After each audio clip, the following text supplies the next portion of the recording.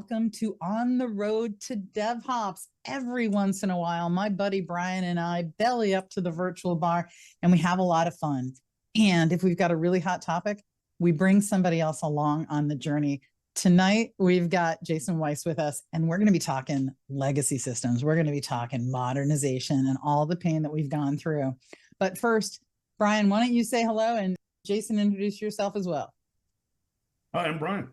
Now, I'm really excited to start another year of doing this. We've been doing this we've moved our coffee morning conversations to recording a while back, and it's been a lot of fun. We've had some great people on, so I can't wait to talk to Jason.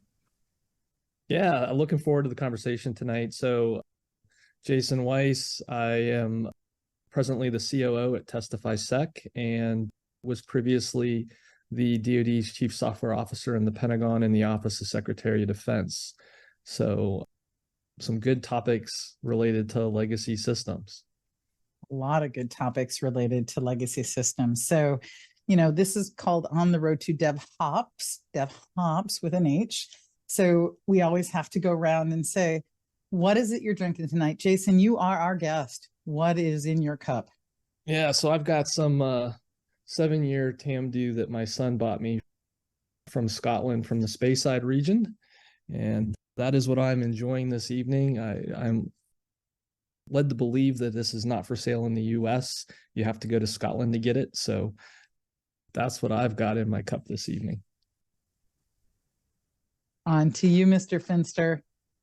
Well, in recognition of the first episode of the new year, I've got a brand new wax sealed bottle of Blanton's that I'm going to break the seal on right now. Woohoo! And have some Blanton's bourbon. How about you?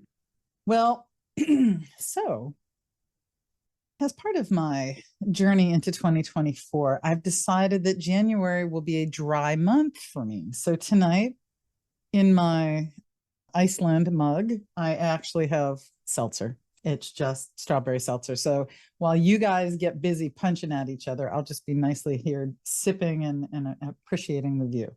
We can pretend it's a strawberry daiquiri that you're drinking. There you go. Well, there have been times where I have had something else in the seltzer, but not tonight. Not tonight, my friends. So I'm going to enjoy my undertones of vanilla and orange while you have them. Guys are so hoity-toity. Look at y'all. Yeah, salute. Actually, the seltzer kind of, cuts the muck in the throat, gives a better sound for recording. We are all of a certain age where we've been through modernizations or attempts at modernizations or speak about modernization. Yep. And I got to tell you, it's always so impressive to me is how much different industries think that they are not alike, how much the government thinks it's not like industry. And Jason, you've been on both sides of the fence. Bryan, been on both sides of the fence now. Yeah, tell me a story about the first time you started to beat your head against the wall and say, this ain't gonna work.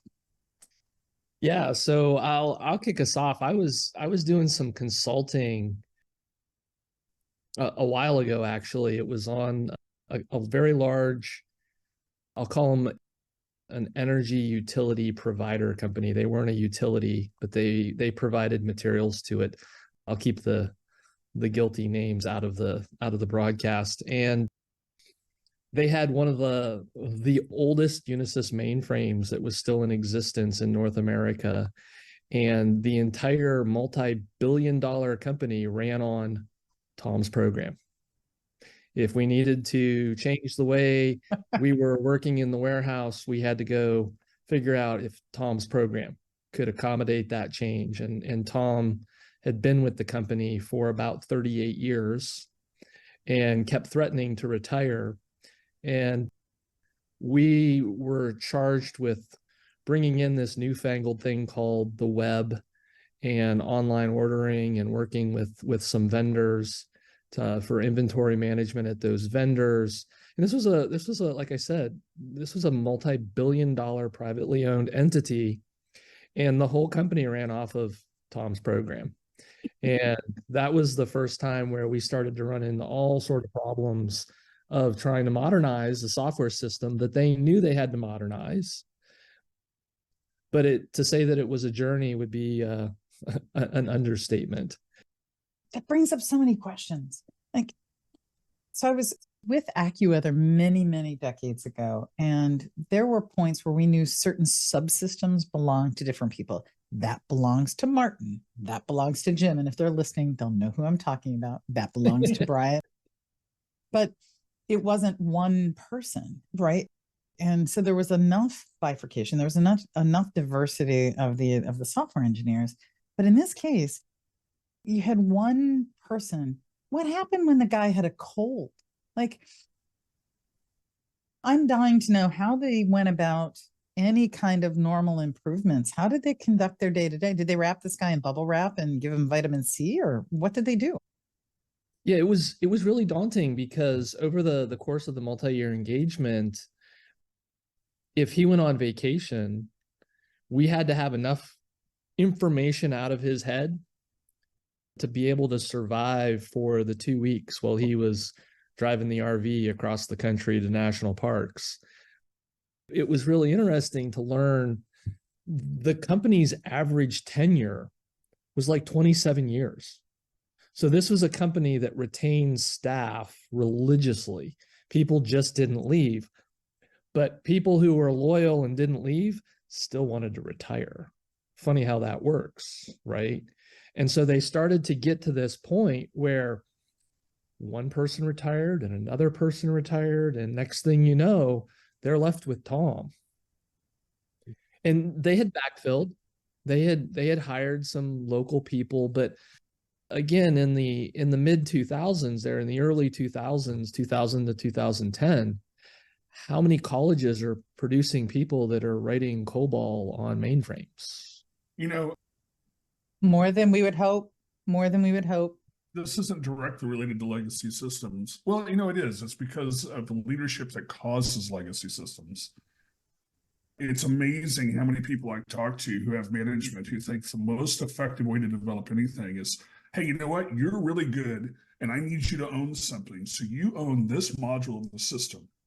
And then I know that when we need to make changes, we can make them really fast because you're really good at that portion of the system. That you, Jason, this is your module, Jason. And that way I can also measure you for the sake of annual review to see how good you are. That worked when the systems were small enough.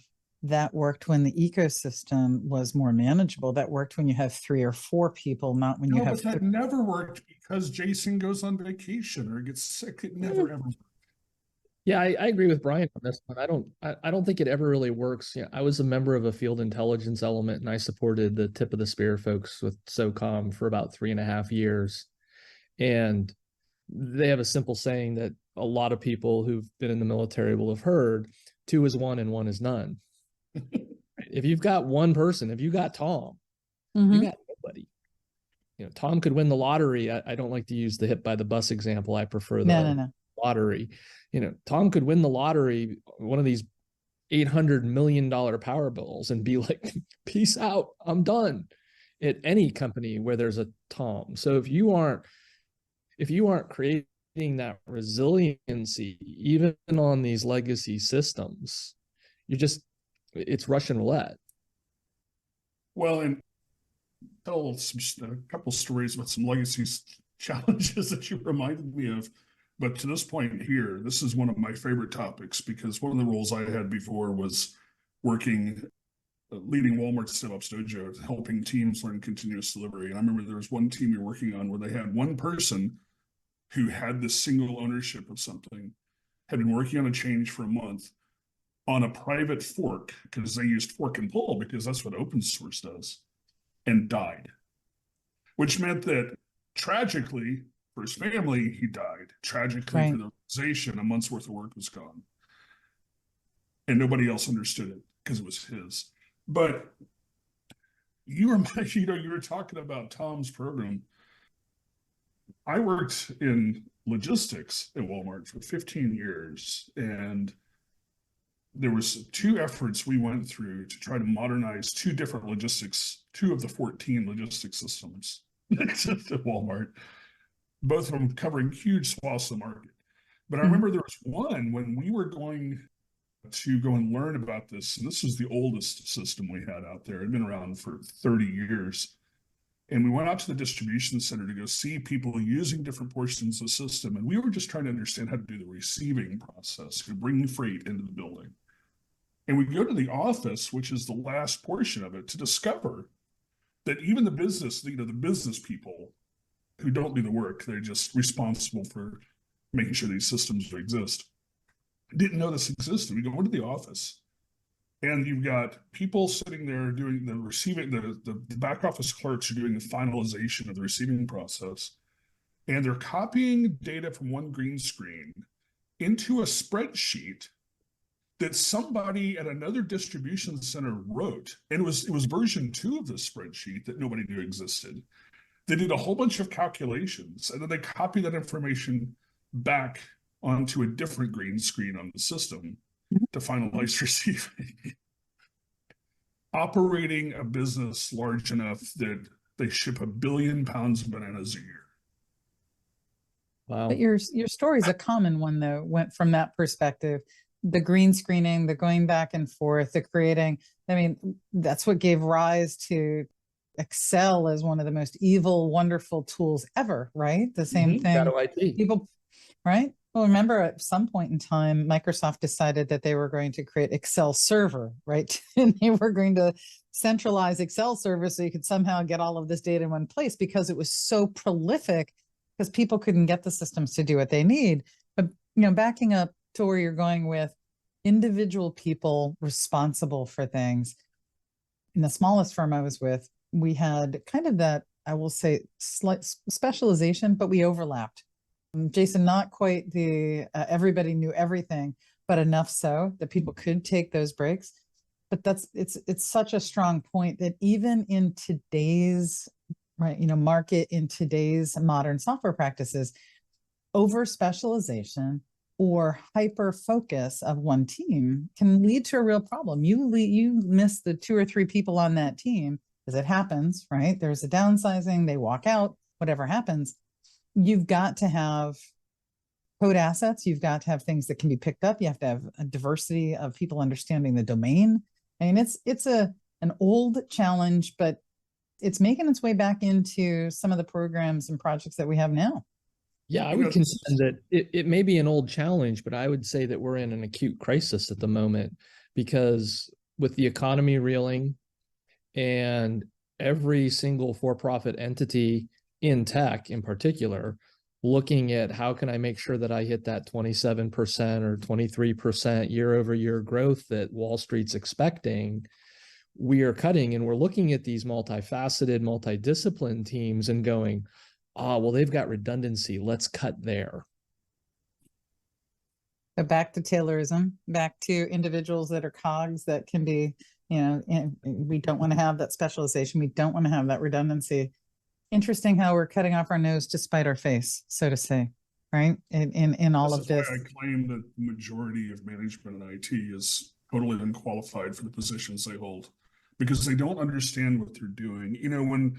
When I learned a lot of lessons and I talk about these lessons all the time, the massive shift that happened when we went from delivering every quarter to delivering daily, the things we had to learn to get there.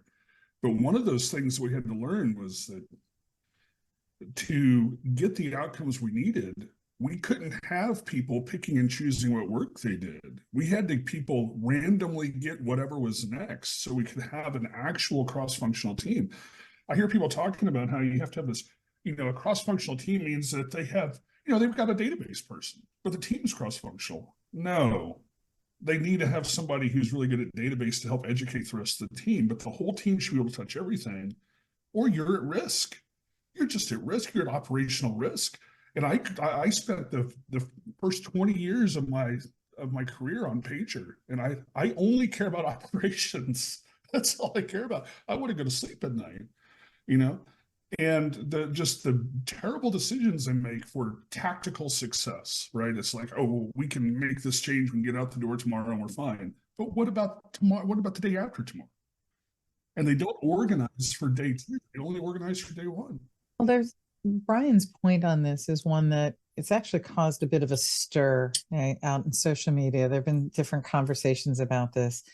Should there be specialists? And while Brian tries to describe, yes, you should have people who are deep in things, but they can't be deep in a silo, right? They can't be deep in a vacuum. They have to be deep in, They have to be right, showing. right. Yeah. You can't Yeah. just do, you have to show. And the way that we structure our teams still, and I would say, Jason, a lot of the government categories for how we're able to hire people haven't kept pace with being able to have folks who can become more generalized so that you can have that duplicity.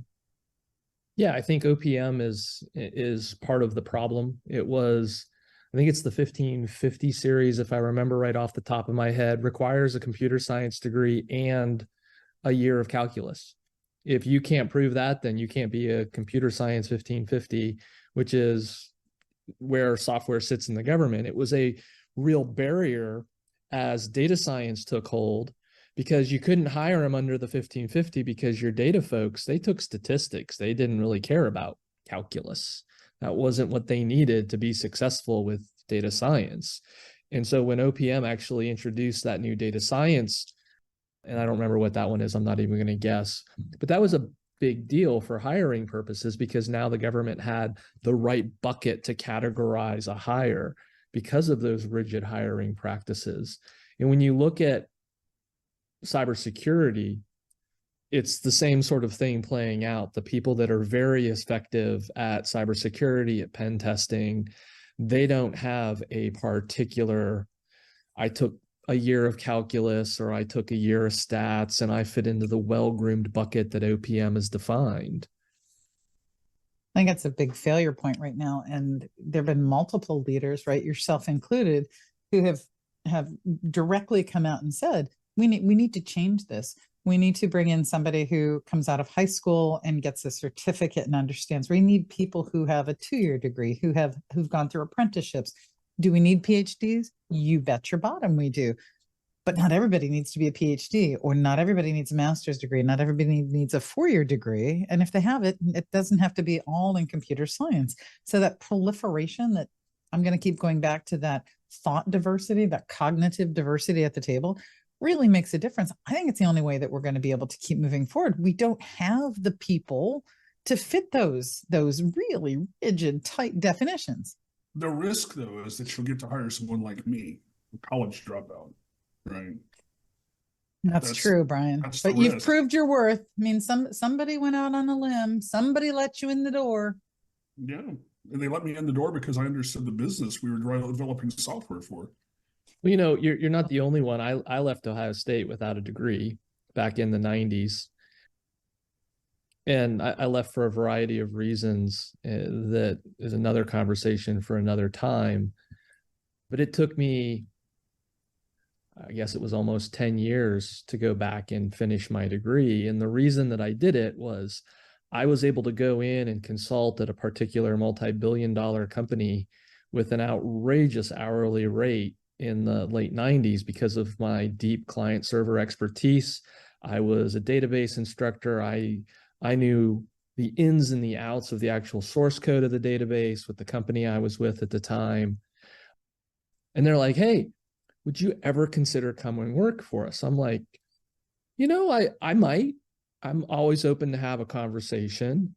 And then they introduced me to the HR folks and they're like, okay, and what's your degree? And I'm like, I don't have a degree. They're like, oh, we can't hire you. So you're willing to have me as the consultant that comes in to save the day and pay me a ridiculous hourly rate, but you're not willing to actually pull me in as a W-2 employee because I don't have a piece of paper. You're not qualified. That's our policy. You're just not qualified to work here. You know, you're just not qualified to make that little money, Jason. You need to make more money. I ran into a variation on that. So I did get my undergrad right after high school, but my master's degree was only a couple of years ago. And the reason it was a couple of years ago, I didn't need it. I was, with a global consultancy. I had a global role. I loved what I was doing, never expected to leave. And then I got recruited. And when I got recruited, they were very excited to have me come in the door, but they offered immediately to pay for my master's degree. And I thought, okay, this is great. I'm going to jump right on. It was a bucket list. I don't even really have a bucket list, but it was on that list of things I'd like to do that. It didn't make a dramatic difference. It made no difference to my income, made no difference because at this point in the game for me to get that, same way I'm looking at, would I ever get a PhD? Why would I spend 8 years to get a PhD right now? Somebody said, but you'll be able to research with some of the most incredible researchers in the world. And I said, I'm working for a federally funded research and development company. Like, exactly who am I going to research with that I'm not already researching with? So yeah, the best research is doing, as far as of course, I'm an engineer though, I'm not a scientist. well, I'm learning, I'm being tutored, and I mean this sincerely, by a group of PhD researchers. And I am learning some different ways to think about things and how to evaluate the questions. But everybody doesn't need that. And we need to get after, to Jason's point, many, many different levels, many, many different classifications. We need to be able to help people move laterally. You don't need to have, a super degree in computer science in order to be a DBA. You don't need that. And this is where the government is struggling, because one of the military departments was doing a software modernization project. At the time, I was working for a large defense contractor, and this was some time ago. And written into the contract, you had to have a master's degree or above to work on that program. It was in the actual contract. And there's still contracts like that going out with the government where they are expecting, because of the pay rate and how they bid and everything else, that if you don't have a master's degree, you can't work on that. And I haven't thought of this story in quite some time, but I had a couple of office mates and they were working on this, and I was working on the Yucca Mountain project and trying to design a data system that would last for at least 100 years, which was a fun thought exercise, but that was the requirement that the government was paying us to do. And you only needed a CDs bachelor's. will never be obsolete, Jason. Absolutely. Yeah. Yeah. And my office mates were talking, they're like, okay, well, in testing, the testers found that if they put in these certain characters, the web page would just crap out and it wouldn't reload. And I'm hearing all this in the background and I'm like, oh, what are you guys doing? And they're like, oh, well, we've got this list of characters that we're forbidding people to type into the text box on the web form, because if they type that and submit it, like it just goes south fast and it interrupts the problem. And I'm like, you should just URL encode the data and be done with it. They're like, well, what do you mean? I'm like, well, the characters you're talking about on the HTTP spec, it actually spells out here, this. And they're like, would that be hard to write? And I'm like, no, I could probably, write a couple of subroutines for you and you'll be off and running in like an hour. Well, here's the catch. Total time accountability at defense contractors.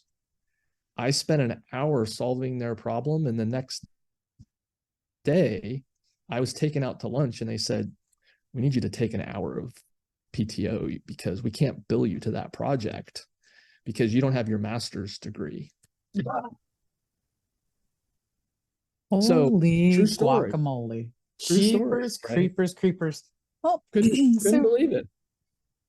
Well, let me try and connect these things. So we've talked about that there are all kinds of education levels that are necessary. To Bryan's point, having a PhD does not necessarily mean that you're an engineer. Right? It doesn't mean that you understand hands-on. So there's a difference between those two.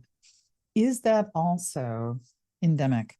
Is this also one of the causations that we're seeing the problem with legacy modernization? Like, do they tie together that, especially in the government space, that we've had people who are book smart, not hands-on smart, not able to get past it, and these wacky incentives that I can't hire somebody to do these things. Here's the thing, though, is that I believe that the only way that you find people who are smart enough to do a modernization is that they failed at a previous attempt and understand why. Yeah. And honestly, very few people get to experience that in the role where they understand what's going wrong, right? I've been very fortunate to do it twice on two different systems in the same problem space and understand what we did wrong first time and what the failure was the second time, right?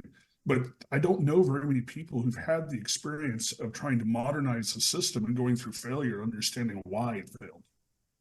And that's why your involvement in the community, why Jason's involvement in the community, that's why we want to get out there and have these conversations so people can turn around and say, well, what'd you actually go through? Here's our situation. Here's our scenario. Because I do think we're running into a gap in those people who are experienced around this. And modernization for a little while seemed to take a back seat. I don't know if it was just put your whole finger in the dike for a little bit, but now that we are getting, there's a time criticality, right? We can't not modernize.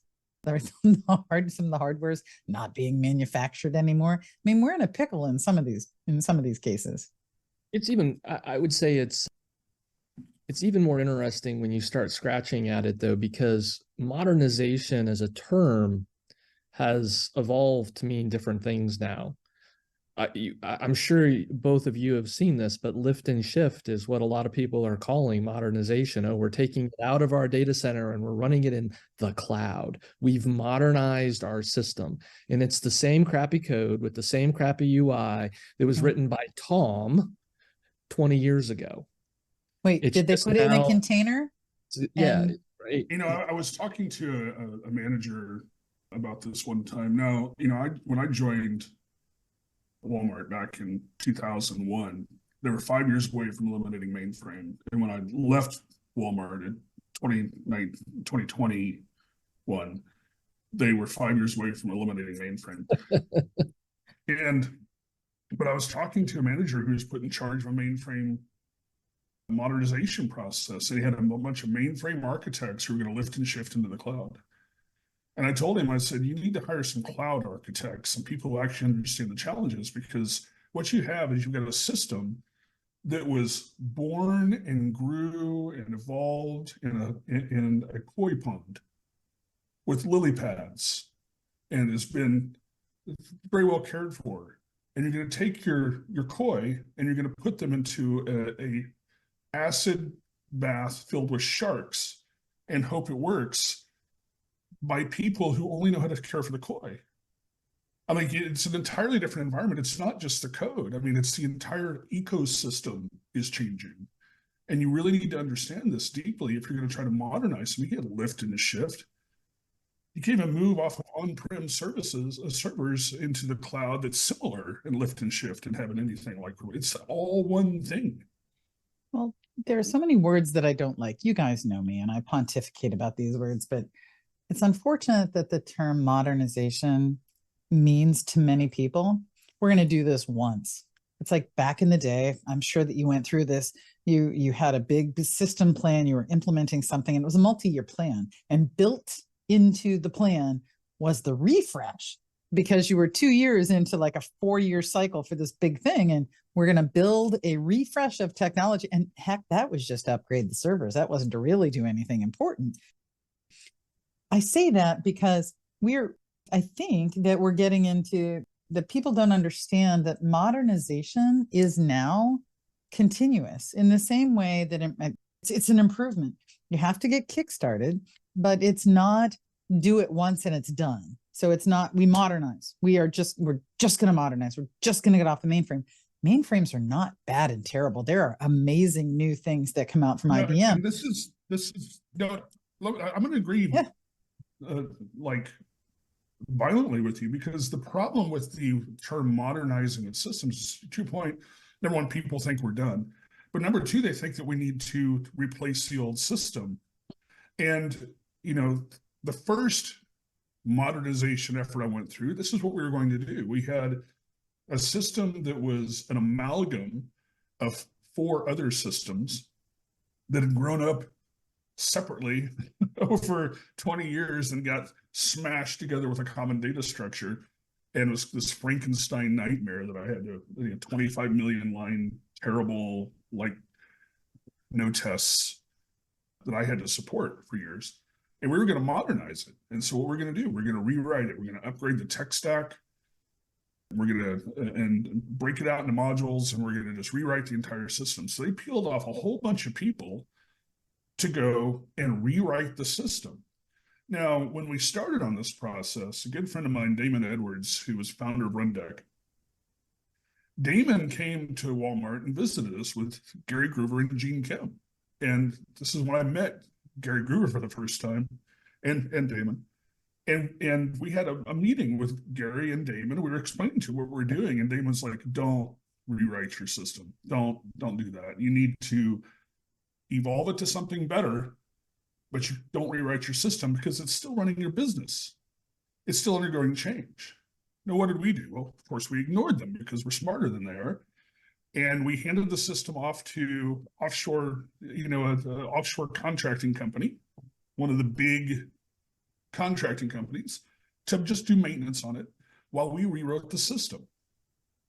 Of course, they're still making changes, right? So we managed to salvage portions of the system we did a rewrite on, but most of that work was just garbage that got thrown away because we could never catch up. We would never be able to fulfill the current behaviors and catch up to the new behaviors while we're acquiring different companies globally, bringing them in, getting them to use our logistics systems. Mhm. It's this whole idea of we're going to rewrite, right? But then the problem is to do it correctly takes strategy, and it's a strategy that will almost always take more than 2 to 3 years. Oh. Jason, it's the average Mhm. lifespan of a VP, CTO, or even the military, commanding officer who's leading these efforts. A mean time to command change. Yeah, I did a blog post at one point on LinkedIn and collected all the data, and I'm paraphrasing here, but the average tenure of a CEO was like 7.6 years. The average tenure of a CFO was like 4.8 years. And then you get down to some of the newer terms, like CTO didn't exist until the late 90s. The average tenure of a CTO is like 2.7 years. I believe it was Capital One that actually had the first CDO for data officer. And based on data since then, the average tenure of a CDO was like 14 months. Yeah. Because they have all these grand initiatives thrown on them about what they can do with their data science. And then when they can't deliver with the few people that they have, or the tech isn't mature enough, or more importantly, the source data was too corrupted over the last 20 years, and no amount of project planning or technical genius is going to be able to fill in the blanks for poor data. They take it across the chin.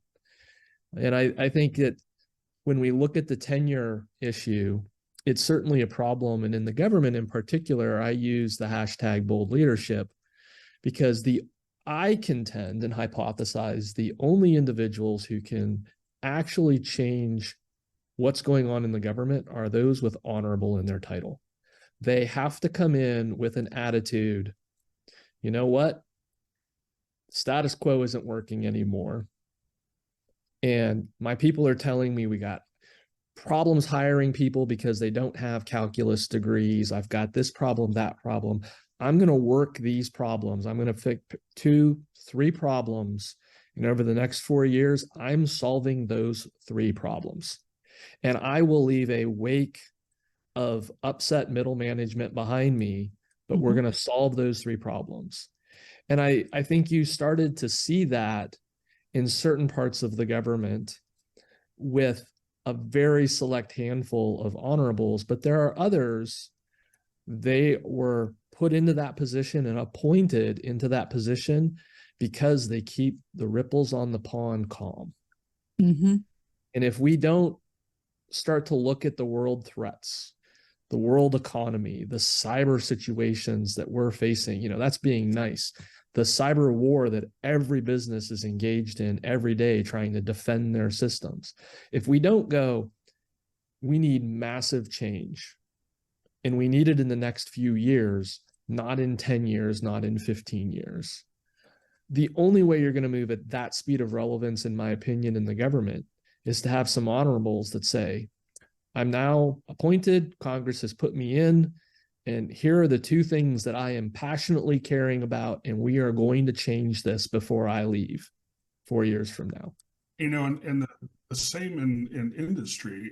I tell this, I was at Walmart for a long, long time, and there's talks I've given about some massive strides we've made towards a nice, centralized, easy to use delivery platform, the moving teams to continuous delivery, all these just radical changes that we made in a very short period of time.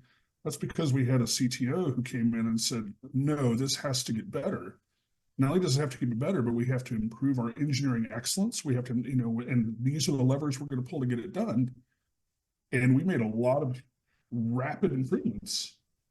And then he became an empty nester and decided he didn't want to commute to work so far anymore. So he changed jobs.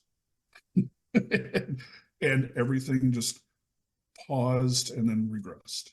Right. And so if you, without that really strong visionary leadership at the top saying these things will get fixed with the power to get it done and not get sidetracked by bureaucrats saying, oh yeah, we'll work on it. Let's form a committee. Right. Without that, just give up. Nothing will improve. You're just whistling in a hurricane. Well, to Jason's point, specifically in the government, it does take those honorables. And I think we're seeing a new generation of them. Is that the right word for it? A new class of them growing up and coming in. Now, these are folks with tremendous industry experience. They're coming in and they are picking their poison. And sometimes they're able to make a real change. That 4-year mark is an important one. I've been on programs and projects where the work that we were undertaking was cast under that umbrella. We need to get this far along so that it has enough traction so that it can't be dismantled when this changes. So we were looking ahead saying, we have to dig in these ways. We have to have, Bryan, to your point, we have to have that architectural ecosystem. We have to understand the strategy of how we're changing, how we're modernizing 55 applications onto one platform or hundreds of different APIs, bringing those together, moving those forward. Have to have those things in place, and people have to be bought in on it, because those people that are in the frozen middle or in the pressured middle, they sometimes breathe a sigh of relief when that leader is moving on, because they may not have gotten the support. So it's a multidimensional, hold on, Bryan, it's a multidimensional problem, is my point, is really strong leadership, and you got to have that enabling, got to get far enough along in that what are we going to accomplish in that 4 years? Everybody needs to be bought in to the extent possible. And then we got to enable those peeps in the middle to do whatever they can do. Because sometimes, Bryan, when a new honorable comes in, those folks that are far enough down the food chain, you're a GS-14, you are held accountable for something that's on a contract that was there before that honorable got there. And now you're being asked to change and pivot. It's a whole lot more than we're just going to start some new things. You've got contractual obligations that may take entire renegotiations and lots of money and lots of legal challenges to even make it happen.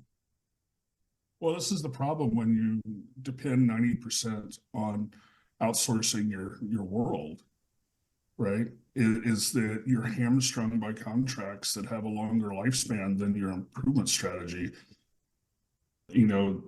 Fundamentally, if you have to own your own destiny. Right?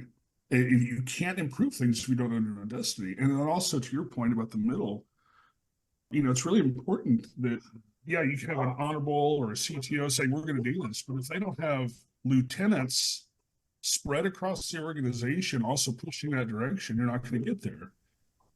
When we were forming like an underground insurgency that made up everything from VPs down to entry-level developers, spreading a network of of resistance cells to try to drive the new thing forward and implement JK's strategy. Just for that same one reason, you can't depend on this one person. You have to get a broad base of support or it doesn't move forward. But when you have, to your point, these contractual problems that prevent you from improving, you know, there was a thing on LinkedIn recently about improving, modernizing systems, and I said the defect was acquisitions. Like the defect in the government is acquisitions. All software in the government space is acquired, whether it's built, borrowed, bought, whatever, right? Whether you are building it from the ground up or whether you're buying something that's prepackaged. So I don't like to blame acquisition now that I've learned the phrasing around acquisition. But when you think about in the government space in particular, can they really own their own destiny? How do they own their own destiny? There are changes that have to be made. Are all coders, I'm going to use that term for now, for a moment, are all coders going to be government employees? There have been lots of arguments why they should. There have been lots more arguments why they shouldn't. When does government compete with private industry, right? We live, right? We live in this beautiful country that's based on capitalism, and our government shouldn't be competing with us. There are other ways to get after it if we do have contracts, if we are not outsourcing and closing. You know, back in the day, I remember first starting to work with the F-35, and I was amazed that it was essentially, we had said, you're going to be able to deliver us a jet and all the software that goes with it. Okay, jet as a service. We'll be here waiting for you. We are more program and project oversight. We did that for a while because industry was running that much further ahead with technologies. There was a point where we couldn't get enough people. I think we're getting back to that, and we have to be careful. Jason, I'd be interested in your thoughts on how do we fix. I don't think acquisition is a fail. All acquisitions are failures. I think there's a lot of really good structures in place now that give a lot of latitude. But how do we bridge that where we don't have enough govies that have the technical depth? How do we get just enough? What's the right mix, if there is a right mix? Like, what are some formulas or some concepts or patterns that you'd recommend to make it better? Yeah, when I left the Pentagon, I was very fortunate and invited to do a piece with the Hudson Institute, which is a nonpartisan nonprofit. And I had a co-author, Dan Pat, and we articulated in that paper, it ended up being like 70 pages. We didn't set out for it to be a 70-page document, but we really talk about this idea of heterogeneity. And we see that as programmers embrace different languages, even infrastructure as code, is the Terraform is different than this other thing over here, right? For us to go in and say, oh, this is the only way to do something. This is the only way we're going to modernize. This is the only way we're going to be more resilient in the face of the cyber threats that are out there, is a horrific thing that scares me and keeps me up at night. What I think we really need to focus on is recognizing our strengths and accepting our weaknesses. Government is a bureaucracy and it has weaknesses, but it also has its strengths. It's a monopoly. It doesn't have to worry about necessarily what a competitor is doing that it might lose market share. We're not going to suddenly have passport as a service from somebody other than the State Department anytime soon, right? So there's an opportunity there that people need to just reach out and take a hold. But it's, I think back to Cotter's book called Accelerate, and he describes the dual operating system. And to me, that epitomizes what I think has to happen in government. There will always be OPM and there will always be statutes that we're not going to get instant relief because of the divided Congress that is the reality of what we live in the United States today. But when you look at this idea of the dual operating system that Cotter espouses, You have your hierarchy over here, and then you have that network behind the scenes. And it's kind of what, Bryan, you were describing at Walmart. You had the buy-in from the VP, from the new hire. We need that in government. And at the top of that dual operating system, you need those aggressive honorables who say, these are the two things that I'm going to change in reality my 3 years here, because they were nominated and then it took them a year to get through Congress to get the honorable title. And as I've learned during that time, they're not even allowed to talk to their team that they may someday be leading. They get yanked over and put over here in a box away from everybody, only to focus on their testimony. But you don't have that direct interaction. You can't start sharing vision once you're nominated. So they really have about 3 years in most cases to get stuff done. And I think if they pick and choose their alliances, their lieutenants, their worker bees, amazing things could happen in those 3 years. And it's not going to take literally an act of Congress to be successful. I think you find that very creative thinker in acquisitions. You find somebody who's got the deep technical chops, who can be your CTO, who understands APIs and says, look, here's why we focus on this in the acquisition is we own the APIs. We can query any of the data that we want, and no prime is going to hold a government's data hostage for a fee. We can architect it to be resilient, where we can actually plug in the small businesses that have new models that we want to try out. So to me, it all comes with this dual operating system model. And I think that is a way to get out of it. But the honorables have to kickstart that when they get their title, in my opinion. It'll be interesting to figure out who are the honorables in non-government, right? It's the Satya Nadellas and who else beneath him, right? Who are those different executive leaders? Satya has always been a favorite of mine to follow, I think in part because he's technical by nature, right? He is, to a point that Bryan made at the very beginning. There are a lot of folks who are leading, who have no technical background, who have grown up in different ways, and now they are thrust into these roles, and they shouldn't be managing. They shouldn't be leading. I think we're doing a pretty good job with the people that we're bringing on in government at this point. This brings up another like terror, though, right? Is that, so let's say that you've grown up in industry, you've gained leadership positions from like talent and not because of you just failed up, and you're really good at what what you're doing, you know how to lead in that environment, and then you come into government and everything's entirely different. How do you then form that team to get the same sorts of things done that you know how to do when you don't have, you know how to do it in a different environment? But the culture is completely different. But if you've grown up in government, you're away from all the technical stuff because there hasn't been that crossover since the 60s. And so you're like unqualified in both directions, is at least in general, right? I don't think it's quite fair. Jason, I'm saying, but in general, it seems like it'd be very difficult to find somebody who could operate both ways. I don't know that I agree with you, because there are within each one of these organizations, I don't think it's been there's no crossover. I don't think that there's nobody technical in the government. So I want to put that out there. I think there are plenty of technical folks. Is there a proliferation that we need? Nope. One of my faves is Rick Jack. Like this guy knows what he's doing. Like, all right. So, and you know Rick, Jason.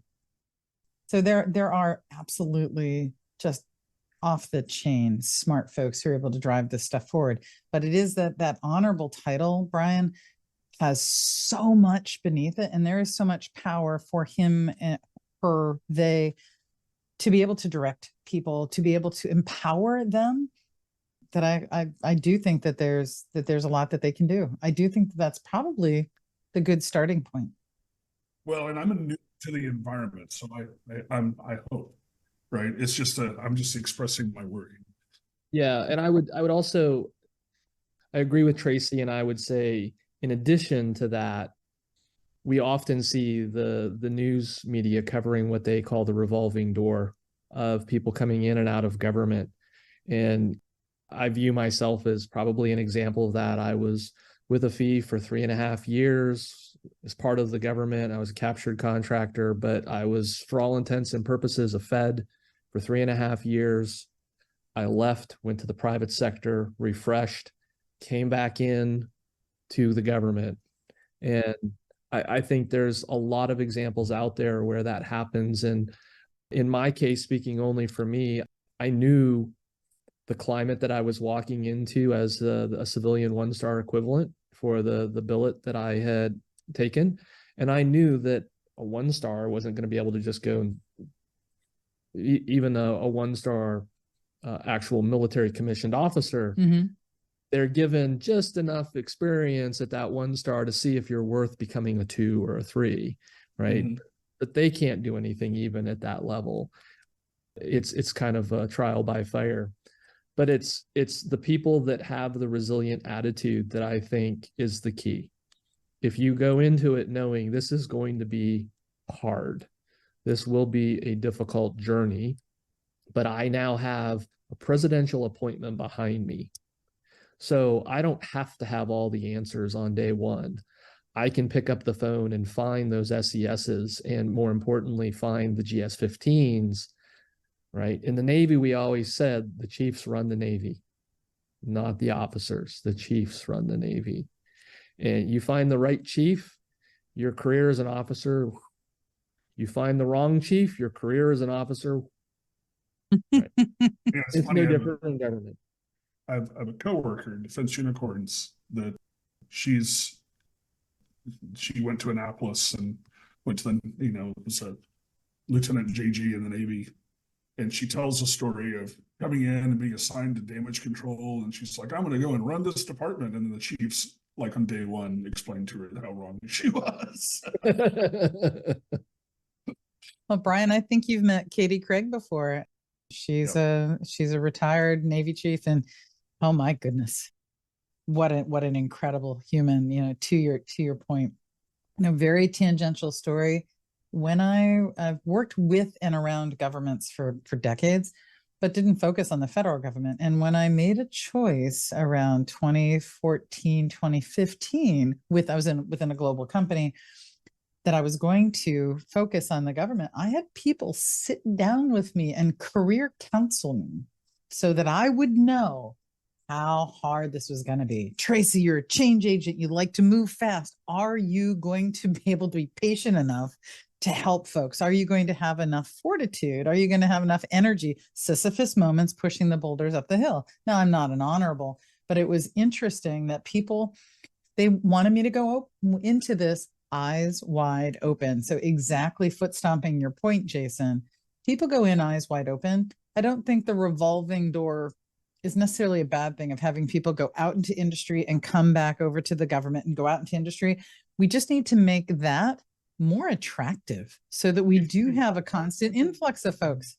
If for no other reason than to recharge, Tracy, you and I are wired very much the same. When I was leading the dojo at Walmart, I really wanted a shirt with Don Quixote on it, right? And because that's what we were doing every single day, was tilting at windmills and trying to, our small little team trying to drive a, Fortune 1 forward inches at a time. But, I'm stubborn. I'm incredibly stubborn. And as long as I can see that we're making small improvements, I will continue to grind, because things are getting slightly better for me and my colleagues, right? And I will continue to grind, right? Until you tell me we can't go forward anymore, then I'm gone, right? But it does, I wrote down on the whiteboard in my area the primary job description for joining the dojo, which was you had to be a wildly optimistic, pragmatic cynic, right?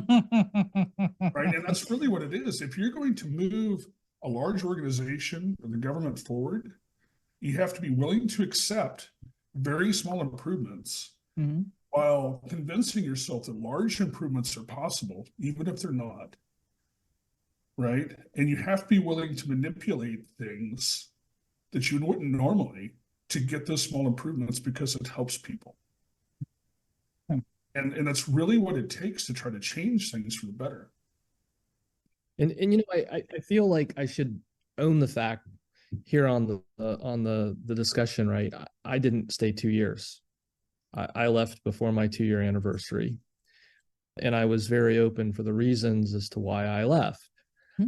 I was becoming quite stale in my technical skills, and I chose my technical skills over trying to push that rock up the hill further. And I still to this day am very disappointed and frustrated that I could not articulate the right arguments to successfully access Git on Nipper. No, you can't have engineering tools on Nipper. That no way, absolutely not. And I would explain the analogy. Look, I can do a diff between Word docs. About the worst thing I can do with Git is a diff between commits.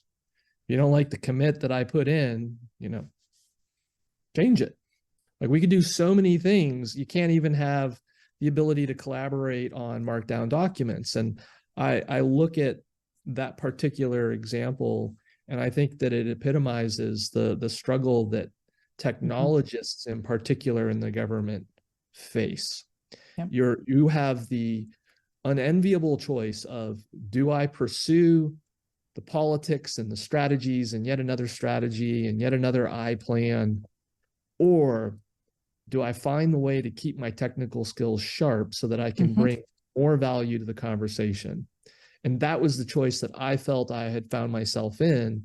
And at 16 months, I'm like, I'm choosing to keep my technical skills sharp, because the pace at which every 3 months there's a new Kubernetes release, the pace at which technology is moving, I just wasn't comfortable giving up those skills and believing that I was going to be able to just quickly ramp up if I stayed for 2 years, 3 years, 4 years and wrote it out.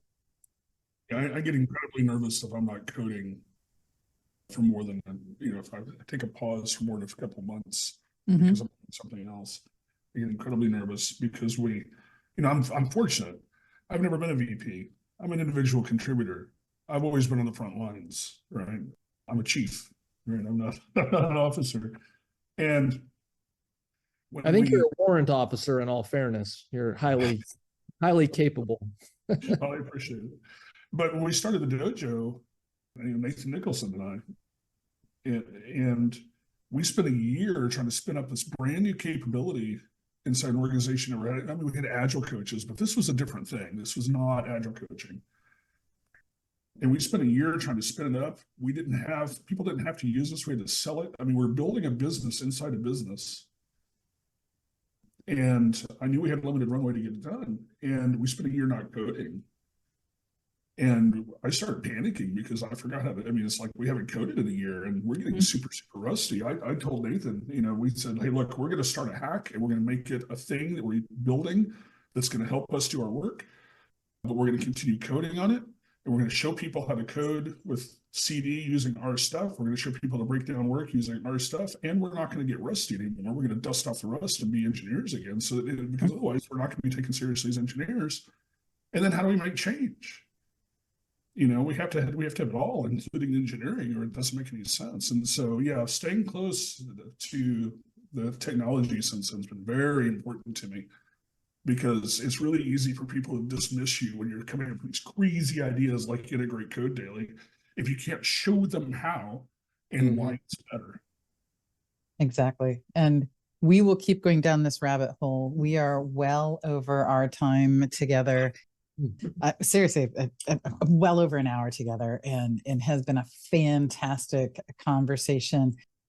Jason, is there one parting sentence? Is there one hip hip hurrah, very, very inspirational statement that you have?